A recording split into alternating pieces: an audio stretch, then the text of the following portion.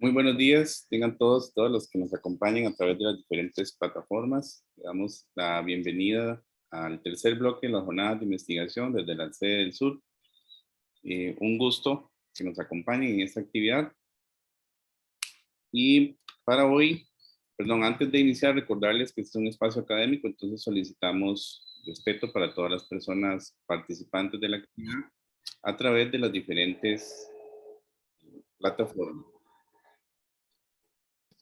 Para este bloque tenemos un total de tres ponencias y para iniciar tenemos la primera ponencia titulada,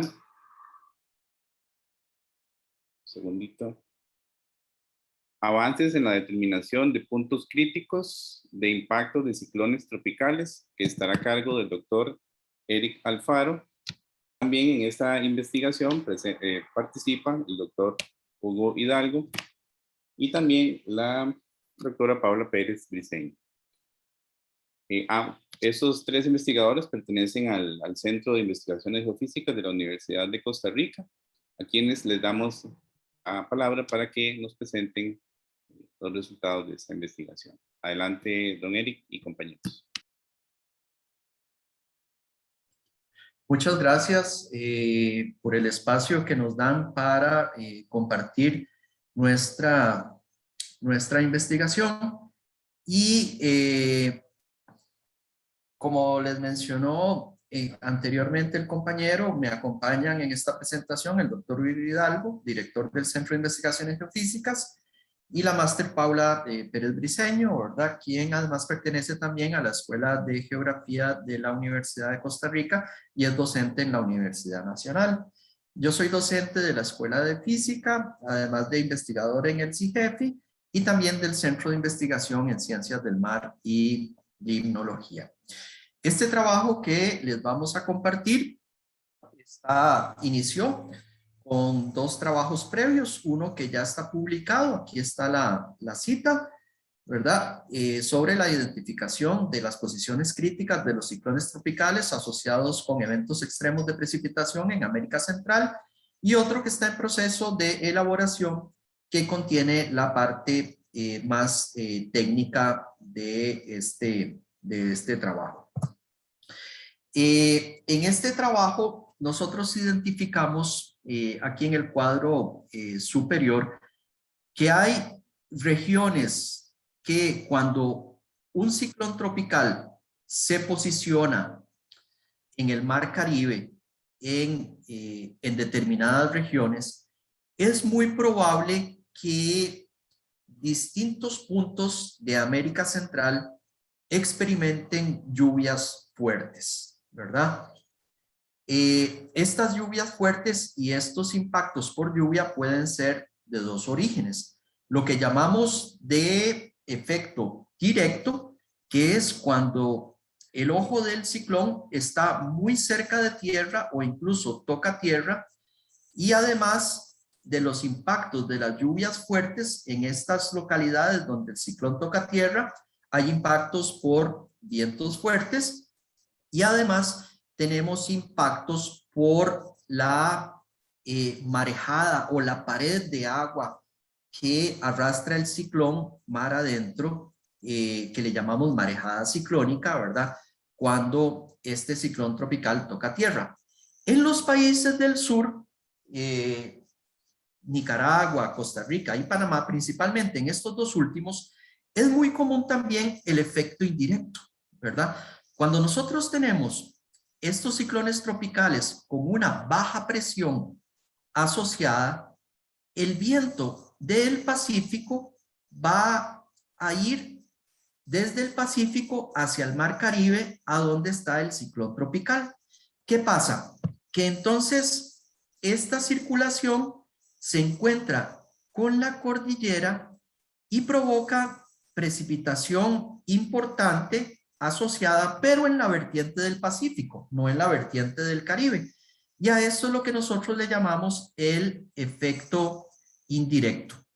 De hecho, en los países del sur de la región, como Costa Rica y Panamá, ¿verdad? Lo más común ante la presencia de un ciclón tropical en el Caribe es que nosotros tengamos este tipo de efectos indirectos principalmente en las regiones del Pacífico de América Central.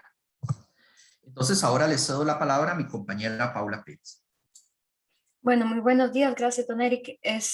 Bueno, ya don Eric explicó más o menos el proceso a nivel de atmósfera. Ahora yo vengo a aportar un poco qué sucede sobre la superficie terrestre, más que todos los impactos, ¿verdad? Porque, ok, las lluvias dónde sucede y más bien qué es lo que provoca. Entonces, para esto utilizamos dos bases de datos principalmente, EMDAT, que es del Centro Internacional de Desastres, perdón, Centro de Investigación de Epidemiología de Desastres, que tiene una base de datos de desastres, y la base de datos de Desinventar, que recientemente ha migrado dentro del marco Sendai. Toda esta información se ha sistematizado a nivel de municipio o cantón, depende del país, y los hemos clasificado como daños al sector agropecuario, a problemas de agua potable, o más bien el acceso al agua potable, ¿verdad? Porque puede haber agua, pero por las condiciones de lluvia, ¿verdad? Sobrecarga de sedimentos, simplemente se limita el acceso, y eso también puede ocasionar algunas enfermedades, daños eléctricos o daños a viviendas, daños a infraestructura vial, por ejemplo. Y lo que hicimos fue identificar dónde ocurrían estos impactos, ¿verdad? Para saber, o lo menos a nivel de operacional, ¿verdad? Que esta información, tal vez no a nivel académico, se puede utilizar para dirigir la atención en el momento oportuno. Y bueno, recopilando básicamente dos ejemplos en el Caribe de tormentas tropicales. La siguiente, don Eric, por favor. Podemos mencionar, don Eric. Gracias. La depresión tropical número 16. Esta, bueno, pueden ver que la línea roja es el recorrido de este fenómeno, y donde se ubican principalmente los impactos. Este ejercicio se hizo a nivel de América Central, ¿verdad? Que es nuestra área de estudio, pero resaltamos que, bueno, en el caso de Costa Rica, los principales efectos se percibieron en la vertiente pacífica. Muchas gracias.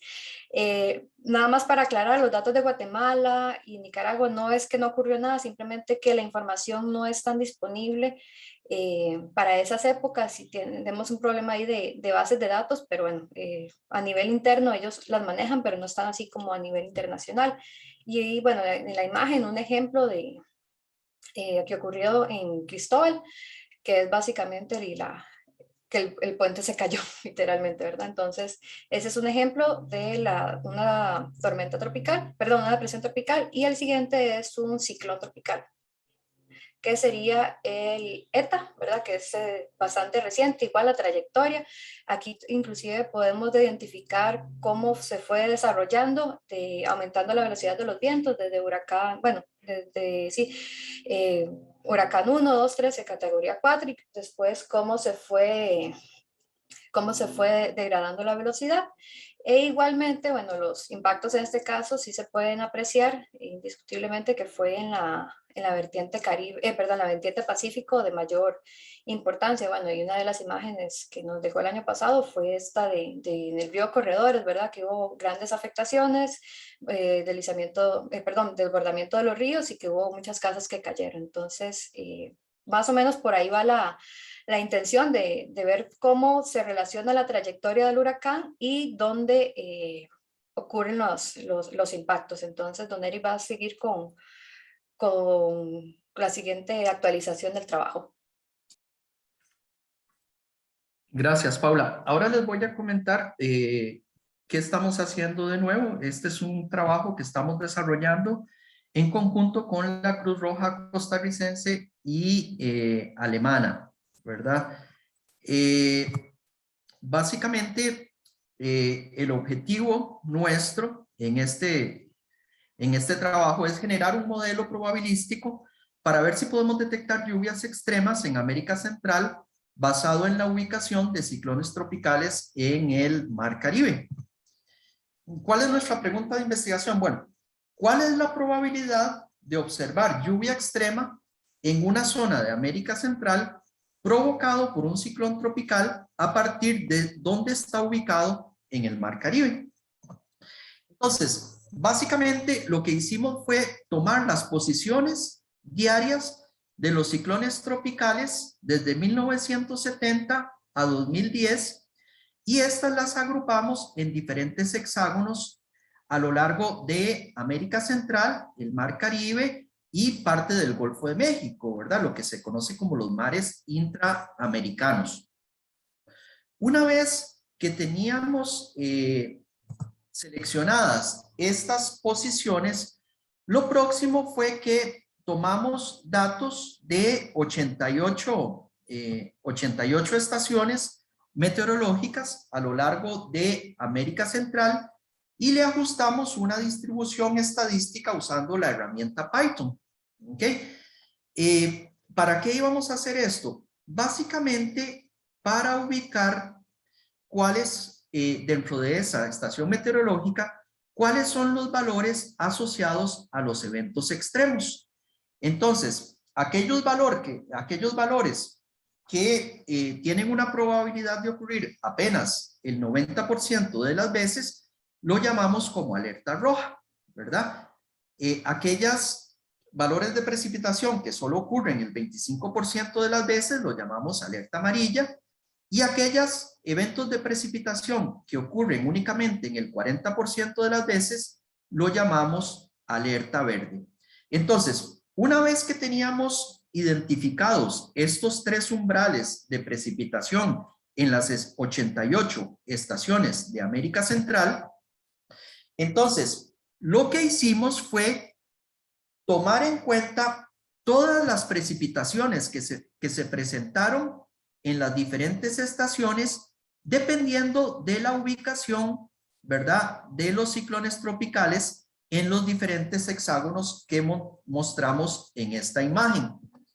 Entonces, una vez que teníamos las precipitaciones de todos que provocó en América Central la posición de un ciclón tropical en uno de estos hexágonos, entonces aquí relacionábamos cuál es la probabilidad en cada una de estas estaciones, ¿verdad?, de que la precipitación entonces se observara para la alerta roja, se observara para la alerta amarilla y se observara para la alerta verde. ¿Ok? ¿Cuál es la ventaja de esto? Que normalmente estas posiciones de los ciclones tropicales hay predicción sobre ellas. Entonces, nosotros podríamos saber con cierta certeza si un ciclón tropical, o sea, con varias horas o incluso días de adelanto, si un ciclón tropical se va a ubicar en alguno de estos hexágonos. Y entonces, si nosotros sabemos con cierto adelanto si va a ocupar esa posición, también podríamos decirle, por ejemplo, a los encargados, a los tomadores de decisión, cuál es la probabilidad de que llueva muy fuerte en una determinada localidad, dado por los datos que se observaron en el pasado de lluvia en esa estación meteorológica. ¿Ok? Entonces, aquí les muestro un ejemplo de lo que se ha hecho, ¿verdad? Este es un ejemplo de las probabilidades de alerta roja para un ciclón ubicado en la península de Yucatán, en esta región de acá. Y nuevamente vemos que, por ejemplo, estaciones en el Pacífico de Costa Rica, en este ejemplo que tienen en el mapa, ¿verdad?, son las que tenían mayor probabilidad de experimentar una alerta roja por efecto indirecto, dado la posición de un ciclón tropical ubicado en la península de Yucatán, ¿verdad? Esto es de especial importancia, ¿verdad?, porque la mayoría de efectos en nuestro país son efectos indirectos y principalmente se ubican en la región del Pacífico, ¿verdad? Como les mostró mi compañera Paula Pérez, ¿verdad? El caso del huracán ETA en la región del sur fue bastante impactante el año pasado. Entonces, como conclusiones, ya para ir cerrando, ¿verdad? En este trabajo se desarrolló o se está desarrollando una herramienta utilizando distribuciones de probabilidad para obtener ¿qué tan probable es experimentar lluvias extremas que superen algún umbral dado por estas alertas roja, verde o amarilla, ¿verdad? De acuerdo a la localización de los ciclones tropicales en el Mar Caribe. Esto gracias al procesamiento computacional, en este caso estamos utilizando Python principalmente, y geometría de la red de referencia, en este caso la red hexagonal que yo les mostré para agrupar las posiciones de los ciclones tropicales. Ahora, los resultados obtenidos concuerdan con estudios realizados anteriormente en la región. Por ejemplo, crítica encontrada por el estudio que les mostré al principio de Hidalgo y colaboradores en el 2020 para los efectos indirectos de los ciclones tropicales en la costa del Pacífico de Nicaragua, Costa Rica y Panamá principalmente, ¿verdad? No es que en los otros países no haya, pero principalmente se dan en los países del sur de la región de América Central. Y esto abarcan desde el Golfo de Honduras hasta el norte de la península de Yucatán. A su vez, estos resultados pueden ser útiles para diferentes entidades que velan por la prevención de emergencias, teniendo con anticipación los efectos que podrían ocasionar ciclones tropicales a distancias superiores, por ejemplo, a 500 kilómetros de la zona de interés, ¿verdad? Porque recuerden que las trayectorias de los ciclones tropicales actualmente se pronostican y cada vez tienen mayor precisión. Además, se aporta una herramienta para evaluar y mejorar la comprensión de los efectos indirectos de los ciclones tropicales y diferentes variables meteorológicas que generan lluvias extremas. Entonces, agradecerle al proyecto inscrito en la Vicerrectoría de Investigación, en el cual estamos desarrollando, en el marco del cual estamos desarrollando esta investigación. Y el material, el último material de lo que estamos haciendo, ¿verdad? Está relacionado con un artículo que estamos realizando en conjunto con el estudiante Kenneth Valverde Hernández de la Escuela de Física. Entonces, eso sería nuestros agradecimientos y creo que hasta aquí llegaría. Creo que me mantuve en el margen del tiempo asignado. Entonces, si tienen alguna pregunta, con muchísimo gusto. Hola, Eric, muchas gracias por tu charla. Hola, Gloriana, gusto en oírte. Igualmente, sí. Bueno, Johnny, no sé si tenemos alguna pregunta en Facebook. Aquí tenemos una en Zoom, entonces voy a hacer esta mientras él me avisa si hay alguna pendiente en el Facebook. Entonces, la pregunta es de Alexander. ¿Cuál es la ventaja de utilizar esta red hexagonal? Mi pregunta va en el sentido de si existen otras metodologías que no tengan la misma eficacia de esta. Sí, la red hexagonal, no voy a entrar en los detalles matemáticos, pero la ventaja del uso de la red hexagonal es que maximiza el espacio que podemos usar para cuantificar los impactos de las posiciones. Esta metodología fue propuesta por Emanuel en el pasado, que ha trabajado bastante en ciclones tropicales, y sus ventajas han sido tales que incluso fue incorporada en el último informe del IPCC que salió publicado este año para el análisis de impactos. De hecho, los impactos también se analizan en redes hexagonales, los impactos asociados al cambio climático en América Latina son analizados en redes hexagonales. Entonces, es básicamente para adoptar esta metodología que maximiza el análisis de los impactos sobre la región. Ok. También tenemos otra de Milena Castro que dice, hola, ¿qué tipo de modelo analítico programaron en Python?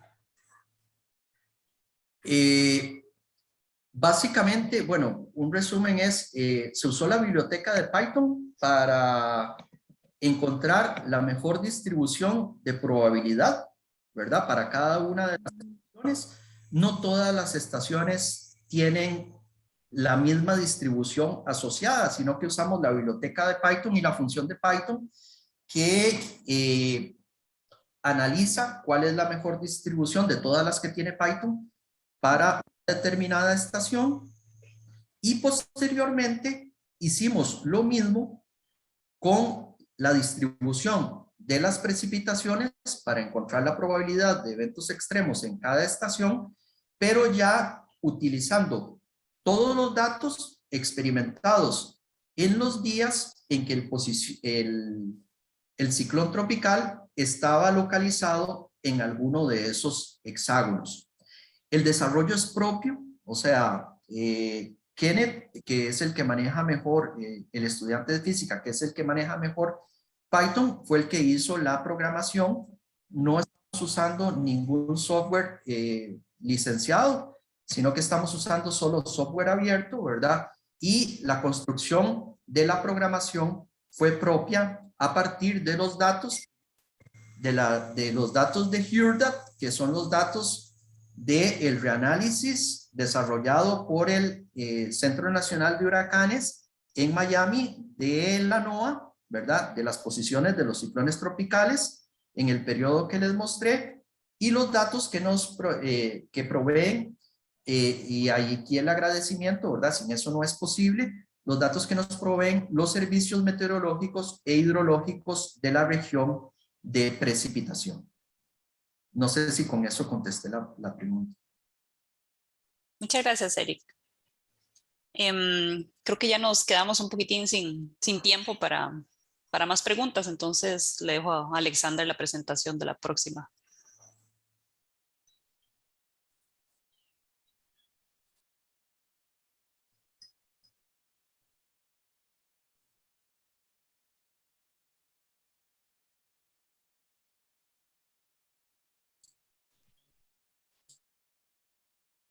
Muchas gracias, don Eric, por su excelente presentación. Siguiendo con el programa de las jornadas, tenemos a continuación la ponencia titulada Uso de RPAS, drones, para la delimitación del patrimonio natural del Estado en el área de conservación OSA. Esta ponencia está a cargo de Javier Rodríguez González y Roberto Martínez Fernández, pertenecientes al área de conservación OSA. Entonces, los dejo con los compañeros. Adelante. Muchísimas gracias, Alexander. Me indican si ya se está compartiendo la pantalla, por favor. Sí, ya. Ok, excelente. Bueno, primero que todo, muy buenos días a todos. Mi compañero Roberto Martínez y yo somos del área de conservación OSA de SINAC, y hoy les vamos a hablar un poco de lo que es el uso de ARPAS, que sería las letras, las iniciales de aeronaves pilotadas remotamente o drones para la delimitación del patrimonio natural del Estado en el área de conservación OSA. Primero, bueno, conocer o entender un poco qué está definido como patrimonio natural del Estado, ¿verdad? ¿Qué es lo que estamos definiendo dentro del área de conservación OSA como tal? ¿Para qué es que se está utilizando? El patrimonio natural del Estado son los bosques, terrenos forestales, reservas nacionales, áreas declaradas inalienables, de fincas inscritas a nombre del Estado que pertenecen a municipalidades, instituciones autónomas o a cualquier organismo de la administración pública. Eso es lo que se define como tal, que está dentro de lo que es patrimonio natural del Estado. ¿Qué integra el patrimonio natural? Bueno, lo integran las áreas protegidas, cualquiera que sea la categoría de manejo. Ahora ahí entran las reservas forestales, zonas protectoras, parques nacionales. Lo integran también los bosques y terrenos de aptitud forestal que son del Estado o instituciones públicas. Entonces, por ejemplo, aquellas instituciones públicas que tengan terrenos que sean bosques o, por ejemplo, el INDER, etcétera, tienen que hacer esos traspasos al MINAE o al SINAC. Entonces, bueno, eso es lo que lo va integrando. E igualmente también se integra dentro de estos ecosistemas los humedales como tal. ¿En qué zona? Bueno, en zonas marítimo-terrestres, en zonas fronterizas, como indiqué, en cualquier terreno de cualquier institución pública que presente alguna de esas condiciones, que sean bosques, terrenos de aptitud forestal, que sean humedales, eso constituye patrimonio natural del Estado y pues corresponde al SINAC como tal hacer esa definición o esa delimitación de estos sitios y traspasarlos al Estado. ¿Qué son los bosques? Bueno, primero que todo, decir que no es una actividad que se hace únicamente con el uso de los drones, ¿verdad? No es una herramienta como tal, una herramienta que llega a facilitar enormemente las labores que se realizan, pero que también se necesitan igual hacer las labores de campo. Entonces, ¿cómo se definen esos elementos que debemos de identificar? Bueno, los bosques como tal son ecosistemas nativos autóctonos, intervenidos o no, regenerados o no por sucesión natural, ocupan una superficie de más de 2 o más hectáreas y se caracterizan por presencia de árboles maduros de diferentes edades, porte variado, y existen más de 70 árboles por hectárea. Eso es lo que se define como bosque. Entonces, para que quedemos claros que no o sea, no solamente con los drones podemos llegar y definir el bosque como tal, necesitamos igualmente ir a campo, establecer parcelas y hacer ese tipo de monitoreo, pero en cuanto a las coberturas o definición de las áreas, es muy fácil hacerlo con el dron, que ya lo veremos más adelante. Los terrenos de aptitud forestal son aquellos contemplados en las clases 7 y 8, las cuales, bueno, presentan pendientes de más del 55% o también que presentan pedregosidad. Y los humedales, bueno, son ecosistemas que tienen una dependencia de regímenes acuáticos, o sea, están relacionados muy directamente con lo que es el recurso hídrico, con agua, ya sea con aguas lénticas, lóticas, dulces, salobres, entre esto entran los manglares, entre otros. Entonces, como ya es bien sabido, bueno, todos esos ecosistemas o la mayoría de estos ecosistemas presentan grandes extensiones, ¿verdad? Que corresponde al SINAC, específicamente al Departamento de Patrimonio Natural del Estado, clasificar y delimitar estas áreas. Como lo he mencionado ya varias veces, corresponde al SINAC realizar este tipo de labores y que, bueno, ahorita más adelante iremos viendo cómo se ha ido realizando y cómo vienen ahorita los drones a facilitar todo este tipo de labores o todo este tipo de acciones que se deben de hacer.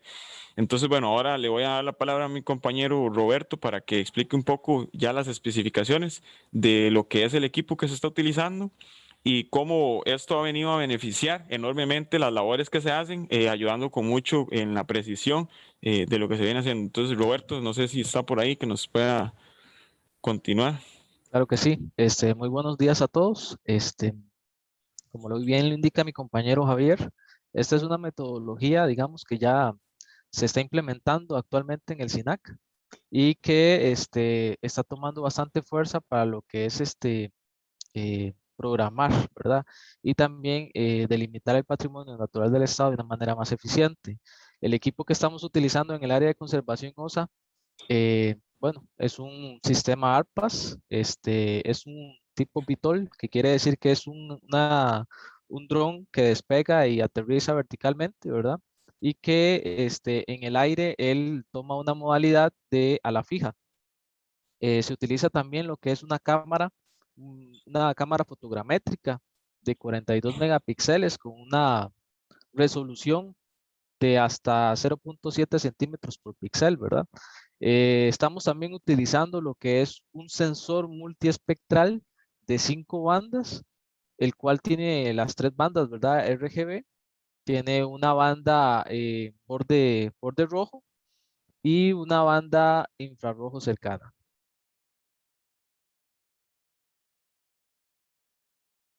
Tal vez si seguimos, Javier, con la siguiente presentación.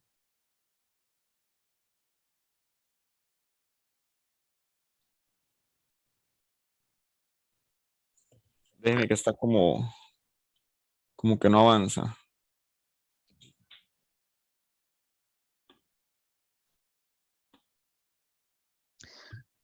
Para los terrenos de aptitud forestal, estos terrenos, como bien lo indicaba el compañero, son terrenos que cuentan con mucha pendiente, es decir, pendientes de mayores del 55%.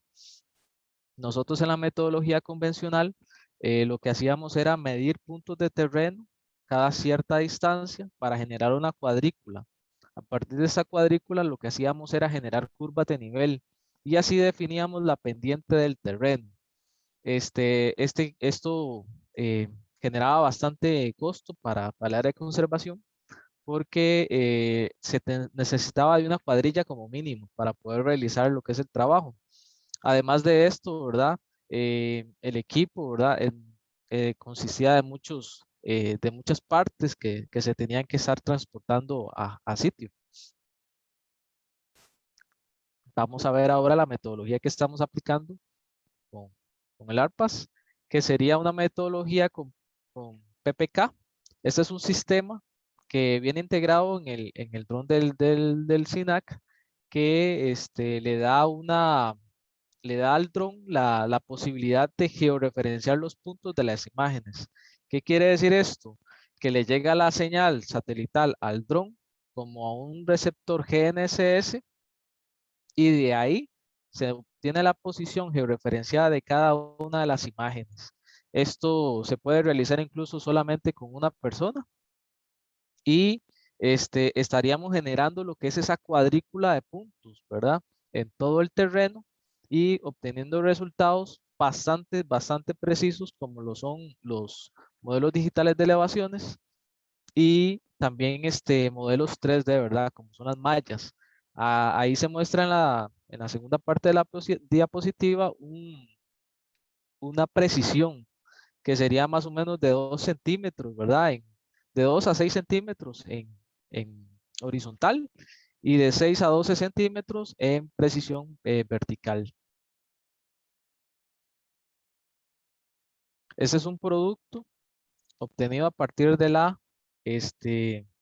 de un sistema, ¿verdad? Una metodología con ARPAS.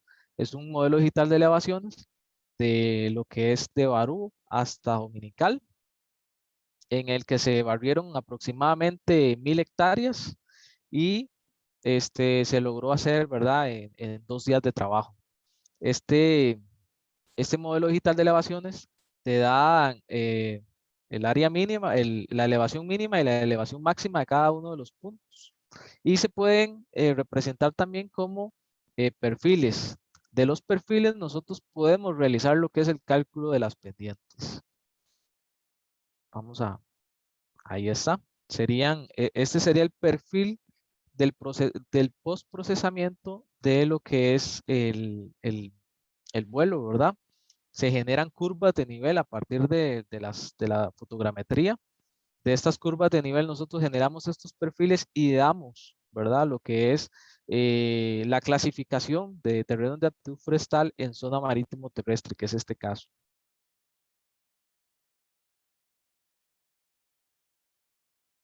Ahora, en cuanto eso, un poco en cuanto a lo que son terrenos de aptitud forestal, como decía Roberto, pensando más en cuanto a lo que son las pendientes, etcétera. Pero también tiene bastante utilidad el uso de los drones cuando son sistemas de régimen hídrico o humedales. Igualmente, como mencioné, se necesitan puntos de control de muestreo, sin embargo, se logra reducir significativamente la cantidad de estos puntos. Y bueno, se ha ido generando bastante experiencia en cuanto a la fotointerpretación y el uso del recurso de la teledetección. Entonces, por ejemplo, voy a presentar un ejemplo acá. Este es un ejemplo de una de las imágenes que se logran generar, que igualmente, bueno, muchas de estas áreas es imposible acceder debido a la condición de estos sitios que presentan tanta humedad, ¿verdad? Entonces, bueno, con el uso del dron se facilita llegar a áreas en las que no se podría llegar normalmente o en las condiciones, por ejemplo, que se tienen en el sitio.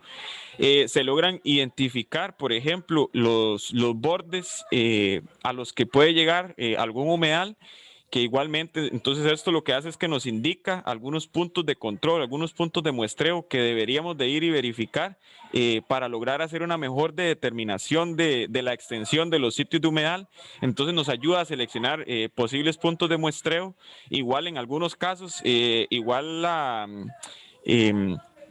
con la ayuda de la microtopografía, también logramos ver hasta dónde se podría llegar a extender los humedales. E incluso en algunos de los casos que ya lo hemos logrado encontrar, como mencionaba, hay áreas que son imposibles de llegar, de acceder por las condiciones que presentan, pero hemos logrado identificar, por ejemplo, canales, o sea, canales que están drenando humedales y que están afectando enormemente, o sea, están drenando los humedales que se tienen. Entonces, esto es una herramienta que ayuda bastante a poder también conocer el porqué de las condiciones de un sitio que se tengan. Ya como todavía más, para tener mayor detalle, se tiene la cámara multiespectral o la Mica Sense, que lo que utiliza son diferentes tipos de bandas que nos ayuda a diferenciar, por ejemplo, lugares donde se presenta mayor humedad, lo cual también nos puede indicar cuál es el borde o cuál es el límite de los humedales. No sé, Roberto, si tiene algo que complementar por acá. Claro que sí, este es un ejemplo, del cambio de metodología, ¿verdad? Antes nosotros íbamos por ese borde e hicimos una medición, por ejemplo, en esa imagen, de lo que es el borde del humedal. Luego realizamos lo que es el vuelo con la mica y nos dio exactamente la misma delimitación con un más o menos 50 centímetros. Esto para lo que es inscripción de Patrimonio Natural del Estado es bastante aceptable y también para lo que es la oficialización de manglares que el IGN nos pide como institución para poder oficializarlos y amojonarlos. Entonces es una práctica bastante fiable y que hemos podido verificar con el tiempo. Esto igual, bueno, es una imagen meramente para que se pueda observar, ¿verdad? Cómo se puede hacer la diferenciación. Si no se tuviera esta herramienta, como mencioné, esto se debería de hacer por todas las áreas, se iría caminando para hacer esa verificación. Entonces, en algunos casos es muy difícil poder lograr acceder y con la imagen del dron, pues se puede hacer la diferenciación más fácilmente. En cuanto a los bosques, igualmente, bueno, es una gran herramienta que nos ayuda el poder conocer o poder determinar el tipo de cobertura que existe. Igualmente, bueno, nos ayuda a seleccionar puntos de control para establecer parcelas representativas o puntos de muestreo. Y además, bueno, con la cámara multiespectral también se pueden hacer análisis con el índice de vegetación.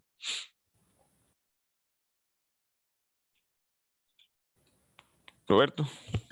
Es una malla de puntos que fue procesada con un programa que se llama Agisoft. Este programa le permite a uno generar un modelo en 3 dimensiones de lo que es el sitio. Igual se puede diferenciar, ¿verdad? Los diferentes estratos en el bosque. Se pueden realizar una modelación incluso de las infraestructuras que están presentes en el sitio y que también nos puede ayudar a nosotros a tomar decisiones en cuanto a la delimitación del patrimonio natural del Estado. Este ejemplo que se tiene específicamente es, bueno, el refugio de vida silvestre acá en Golfito. Como mencionaba Roberto, se puede ver más fácilmente los diferentes estratos del bosque, lo cual es una de las características necesarias para poder determinar bosque. Entonces, ya una vez que se tenga el vuelo del dron y que se hagan estas mallas de puntos y generen estos modelos de 3D, es una herramienta más que tenemos para poder justificar el que un área sea o no sea bosque. Entonces, por ahí la ayuda que genera esta herramienta como tal. Ese es un ejemplo de lo que es una delimitación final de la clasificación o delimitación de patrimonio natural del Estado. Este ejemplo es en Zancudo, Playa Zancudo, y que ya tiene la precisión topográfica para lo que es la inscripción del mismo patrimonio. Y bueno, ya como para ir cerrando y el poder hacer una comparación del método convencional que se venía haciendo y lo que se está haciendo ahora con el uso de los drones. Bueno, haciendo una comparación en cuanto a los rendimientos por hectáreas, en cuanto a las horas y cantidad de hectáreas realizadas, bueno, se tienen varios ejemplos. Por ejemplo, una zona que se llama Tahual, se lograron hacer 100 hectáreas con un total de 72 horas, en el cual, bueno, participan una gran cantidad de personas, tanto profesionales como técnicos, para un rendimiento de 1.39 hectáreas por hora. Y eso para hacer el levantamiento como tal, ¿verdad? De toda la topografía del sitio. Mientras que con el dron, el levantamiento se puede hacer casi que en media hora para esa cantidad de hectáreas, para un total de 200 hectáreas por hora. Entonces, eso es para que veamos la diferencia entre los tipos de levantamiento, y que a pesar de que sí es una herramienta pues bastante costosa, cuando se hace la comparación con el método convencional, y si pensamos en la cantidad de horas que se requieren invertir para realizar la misma labor, realmente más bien se está teniendo una ventaja. Se hizo lo mismo con otros 2 bloques, uno en Rancho Merced, que se hicieron 35 hectáreas con un total de 48 horas. El total por hectárea de horas invertidas son 0.73 hectáreas por hora. Con el dron se ve que se hubiese durado menos. Y en el bloque 5, 160 hectáreas. Para un total de 104 horas. Entonces, al ver la comparación, realmente es muchísimo mejor el poder utilizar este tipo de herramientas, y que viene a traer un beneficio tanto en la precisión como económicamente también. Y eso sería de momento, así que muchísimas gracias a todos, y no sé si hay algunas preguntas. Hola, muchas gracias. Creo que ya nos quedamos sin tiempo para preguntas, pero hay un par de Sí. preguntas ahí pendientes en el chat, si quieren responderlas ahora por ese medio. Ok, perfecto. Gracias. A ustedes las gracias.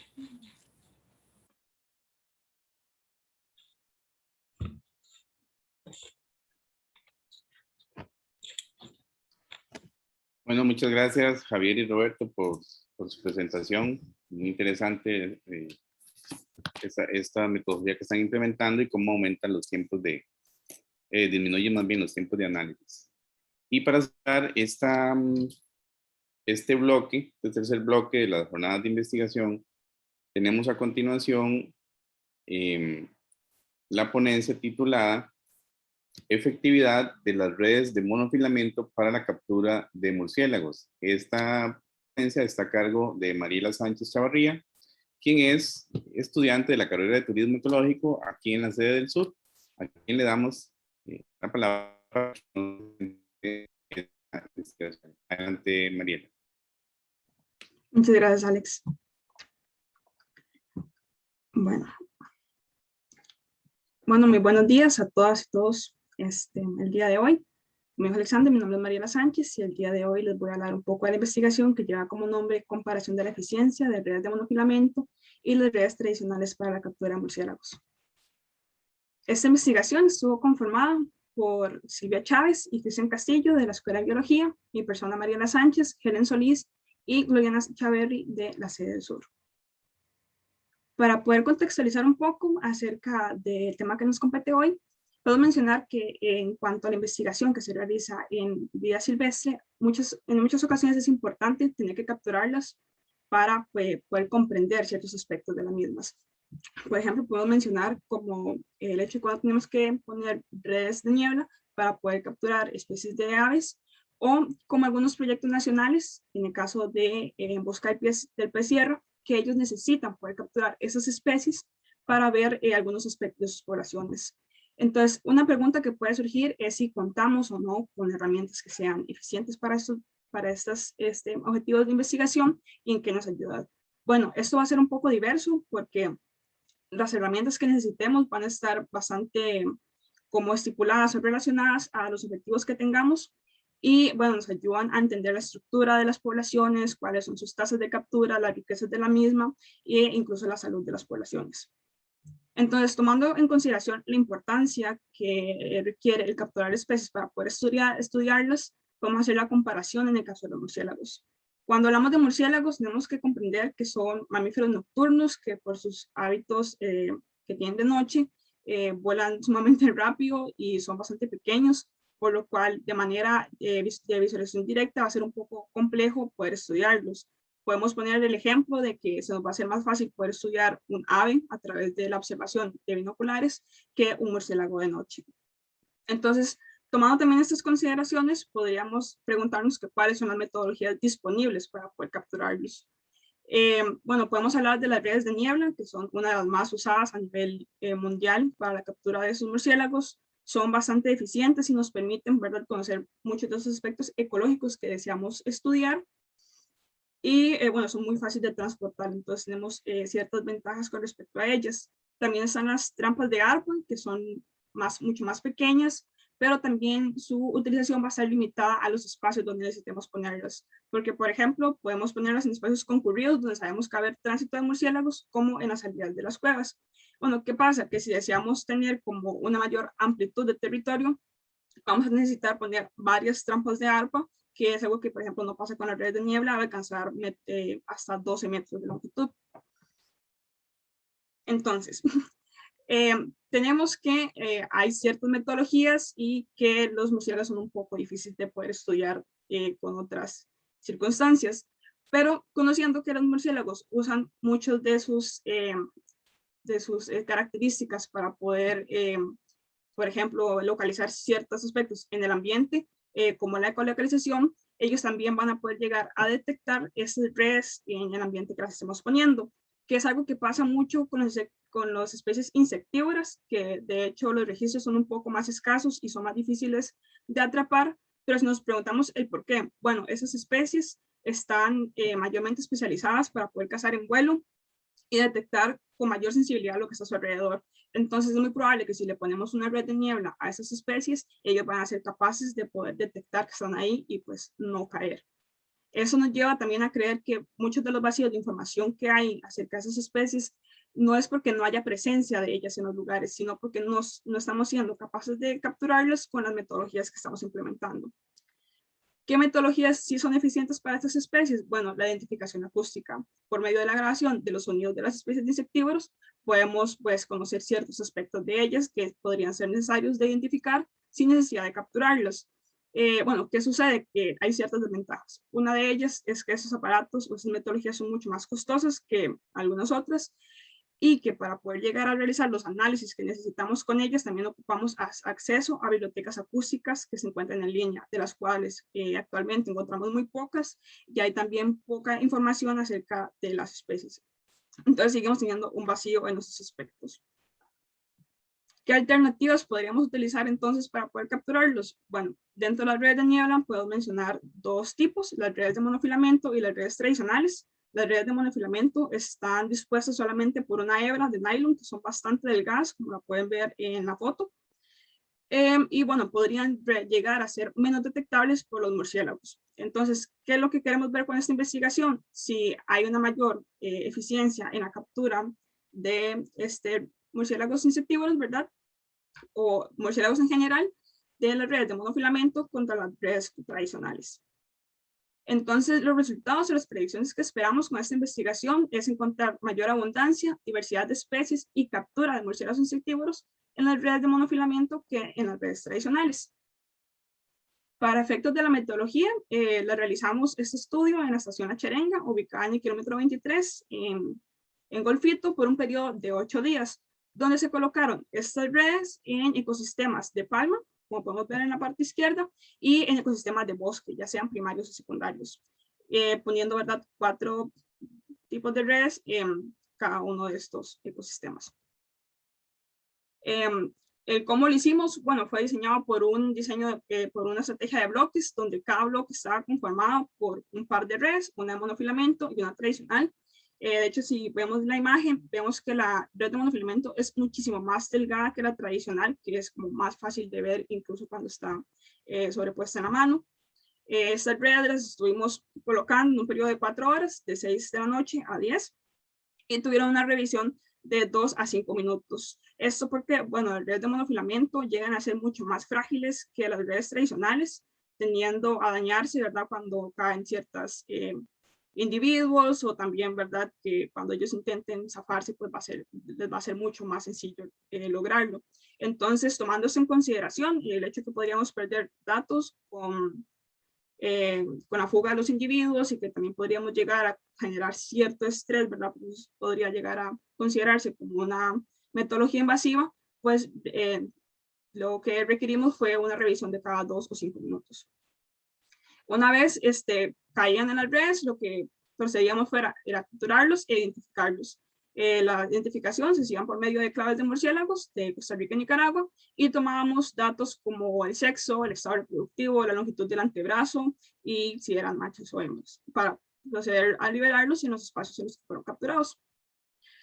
Entonces, ¿qué fue lo que descubrimos? Bueno, resulta que viendo este gráfico donde podemos ver el número de murciélagos por el tipo de red, descubrimos que hubo un mayor promedio de captura en los dos ecosistemas por parte de las redes de monofilamento que en las redes tradicionales, siendo, ¿verdad?, este punto el promedio que nos dio, y bueno, podemos ver que en las dos gráficas sí se ve la diferencia. Bueno, en esta parte vamos a concentrarnos un poco en el gráfico que está en la parte superior, donde podemos ver la diversidad de especies por el número de individuos, siendo estas curvas la roja, la red de monofilamento, y la azul, la tradicional. Si ponemos en contextualización esto, lo que podemos ver es que para una cantidad de individuos capturados muy similar, aproximadamente 100 individuos para las dos redes, vemos que esos individuos, por ejemplo, 100 equivalieron a 10 especies en las redes tradicionales, y de esos 100 equivalían a 20 especies en las redes de monofilamento, teniendo mayor capacidad de captura, por decirlo de alguna manera, las redes de monofilamento. Entonces, si nos vamos a los gráficos 1 y 2 de este mismo, esos modelos de análisis lo que hicieron fue excluir de cierta manera las especies que podrían llegar a ser consideradas como raras o no tan comunes. Entonces, a mayor medida en que vamos excluyendo esas especies, vemos que las curvas pueden llegar a asemejarse, cambiando bastante poco, digamos, la curva que tiene la de tradicional con respecto a la de monofilamento. ¿Esto qué nos dice? Bueno, que efectivamente estamos viendo como la eficiencia de la captura de las redes de monofilamento en cuanto a esas especies raras que podrían estar vinculadas también a las especies insectívoras. Algunos de ellos son el género Micronipterias, que son las fotos que vemos aquí en el lado derecho, y en el gráfico inferior lo que estamos viendo es la diversidad de especies por la cobertura de muestra. Esto lo que implica es que entre más cerca están estas curvas de 1, es que nosotros, digamos, con el tiempo de muestreo y el esfuerzo de muestreo que pusimos en esos 8 días, era suficiente para poder demostrar nuestros objetivos. Entonces, que aunque hubiéramos doblado ese esfuerzo, por ejemplo, 8 días en vez de que fueran 10, 12, 16, los resultados no hubieran cambiado significativamente, teniendo la ventaja en la captura, las redes de monofilamento sobre las tradicionales, con un total de 20 especies aproximadamente. Entonces, en esta parte, lo que quisimos ver fue cuál era la representatividad de especies según su gremio alimenticio, teniendo las especies insectívoras de murciélagos y las especies frugívoras. Teníamos un estimado que fueran 11 especies las que pudiéramos capturar en total de especies insectívoras, de las cuales esas 11 especies, 9 cayeron en las redes de monofilamento y solamente 4 en las redes tradicionales, viendo la diferencia de captura para este tipo de especies. En cambio, si lo comparamos con las especies frugívoras, vemos que la eficiencia de captura de las dos redes fue casi igual. Bueno, fue la misma. Para, digamos, si teníamos un total de 9 especies, logramos capturar 8 en cada una de ellas, demostrando una vez más, ¿verdad?, como la eficiencia que tuvo o la importancia que tienen las redes de monofilamento en cuanto a la captura de esas especies raras o especies insectívoras. Y bueno, esas son algunas de las muestras de las especies que podemos capturar, siendo la barra de arriba las especies insectívoras y la de abajo las especies frugívoras. Entonces, en cuanto un poco a las conclusiones que podemos llegar, es que logramos demostrar nuestras 3 hipótesis, donde la abundancia, la diversidad de especies y la captura de murciélagos insectivos se dio mayormente en las redes de monofilamento que en las redes tradicionales. También mencionando algunos de los beneficios que podría traer la implementación de estas redes a la investigación y la conservación, bueno, principalmente, bueno, mencionando un poco, podría ser como que son un poco más de bajo costo que las redes convencionales, son también fáciles de transportar en comparación con otros métodos, y también nos aboga un poco la responsabilidad de las personas que tenemos el manejo de esta vida silvestre. Bueno, ya habíamos mencionado que si bien esas especies, estas redes pueden llegar a ser más frágiles, también tenemos que ser más responsables con nuestros equipos, pero también tenemos que tener la responsabilidad con el hecho de que las especies van a estar en estas redes por mucho tiempo, se pueden estresar, se pueden ir de las redes perdiendo datos e incluso pueden llegar a ser depredados por estar en un estado vulnerable. Por mucho tiempo tuvimos que, en cuanto a la literatura, había un vacío significativo acerca del registro de las especies insectívoras, en el cual creemos y esperamos que con el uso y la demostración de la eficiencia de las redes de monofilamento, pues también se pueda contrarrestar. Con el uso de estas redes podríamos hablar del beneficio del aumento de las tasas de captura, el registro de especies insectívoras, poder llegar a saber un poco más de ellas, también aportando a la investigación, pero a la conservación de las mismas, saber cómo están estas poblaciones y incluso la salud y otros aspectos acerca de su ecología.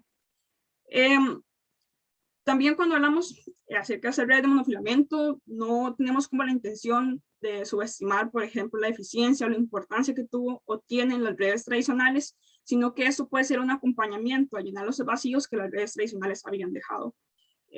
Consideramos que incluso el uso, ¿verdad?, de redes tradicionales de monofilamento y grabaciones acústicas podrían complementarse muy bien para poder estudiar en mayor medida esas especies. Hasta la fecha no se han registrado investigaciones como la nuestra. Sin embargo, un poco al mismo tiempo en el que estamos realizando nosotros esta investigación, en Europa se estaba llevando a cabo también una comparación de las redes de monofilamento con las redes tradicionales, en la cual la investigación de ellos arrojó unos datos un poco diferentes. Eso creemos que mayoritariamente se debió al cambio de metodología que ellos estipularon, ya que en vez de ver las redes de monofilamento cada 2 a 5 minutos, lo hicieron cada 15 minutos. Entonces encontraron que había menor cantidad de especies insectívoras en estas redes, muy probable porque se escapaban al haber tanto tiempo entre la revisión de cada una de ellas. Entonces, finalmente, mencionarles que este artículo se encuentra en revisión por pares en una de las revistas que deseamos que sea publicada, y también se encuentra como una prepublicación. Eso quiere decir que es nuestro escrito de manera original, sin revisiones y de forma transparente en el repositorio que ven en pantalla. Entonces, cuando estamos contribuyendo también a que la ciencia sea de libre acceso y que sea transparente y gratuita. Si desean, también podría pasarles el DOI del artículo, ya sea por el chat, y también poder difundirlo en Facebook. Y bueno, eso sería todo por mi parte. No sé si tienen preguntas y muchas gracias. Muchas gracias, Mari. Muy bien, muy clarito. Tenemos una pregunta de Alexander. Mariela, mencionaste que las redes de monofilamento son más frágiles. Entonces, en términos de uso y durabilidad, ¿se recomienda el uso de las de monofilamento? Bueno, para eso incluso estábamos pensando en que el uso de las redes de monofilamento iba a implicar un poco que haya más personal a la hora de estar realizando las investigaciones, porque va a requerir que mayor cantidad de personas o que haya una persona siempre como constante viendo estas redes.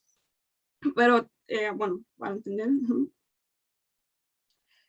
Ok, para entenderla, yo creo que también esto lo que va a llegar a hacer es como dar un poco de conciencia, que a veces pensamos que porque las redes tradicionales pues son bien duraderas y no les va a pasar mucho, la dejamos ahí 15 minutos, media hora, y esto a la larga no solamente va a hacer un daño en el equipo, sino también en la conservación, bueno, en el estado de las especies que van a estar ahí sometidas a cierta presión. Entonces, yo diría que sí va a haber un tipo de desventaja en las de monofilamento, al ser un poco más frágiles, pero no considero, ¿verdad?, que pues esto sea como una desventaja significativa, ya que si cuidamos el equipo y tenemos personas que puedan estar pendientes, y a la larga no debería ser un mayor problema. ¿Tienes el micrófono? Sí, ya. No sé si quedará alguna pregunta pendiente en Facebook, si no yo tengo una también. Johnny o... Ok, dice que ninguna. Sí, yo tengo una, Mari. En tu experiencia, porque también eso es un cuestionamiento que a veces se plantea sobre el uso de estas redes por personas que son tal vez no, un poquito inexpertas. ¿Vos sentís que, digamos, en el proceso de sacar los murciélagos era más difícil en las redes tradicionales o en las redes de monofilamento? Bueno, creo que al ser las redes de monofilamento tan delgaditas, pues sí era como posible que llegaran a enredarse un poco más en los animales, ¿verdad? Entonces sí podía llegar a ser un poquito más complicado a la hora de sacarlo. También que está un poco como esa incidencia, ¿verdad? Que como puede llegar a romperse si la jalas mucho o algo, y implica un poco más de costo. Entonces, yo consideraría que si las personas que están usando ya han tenido experiencia en estas metodologías, ya podría llegar a ser un poco más fácil unas que otras, siempre teniendo la consideración de que sí podrían llegar a enredarse un poquito más. Está bien. Muchas gracias, Mari. Creo que Ustedes. ya con eso terminaríamos las preguntas.